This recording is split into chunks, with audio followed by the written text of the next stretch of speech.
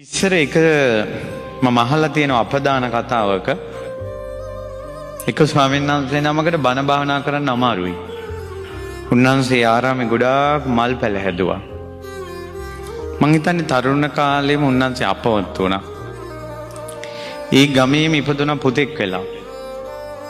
ඒ දරුවා පුංචි කාලේම එයාට ආසාවක් ඇති වුණා හාමුදුරන් වහන්සේ නමක් වඩම්මලා බණ කියන්න. එයා මේ පින්කම කළා.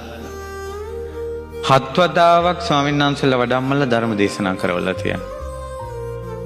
ඒ ජීවිතෙත් පොඩි වයසෙන් මලා ආයේ ගමේම ඉපදුණා. පුංචි කාලේ මහාන වෙන්න ආස හිතුණා. එයා මහාන කරන්න ගියා. හිසේ කෙස් කපලා සිවුර පොරවනකොටම අරහත්ත්වයටපත් වුණා. කලින් ජීවිතවල ධර්ම දානය දීලා. කලින් ජීවිතවල ධර්ම දානය දීලා. ධර්ම දානය ලැබලා දෙන අය ඉක්මනින් නිවන් දකිනවා. එය ඇත්තන්ගේ මහවත සුඛාපටිපදා.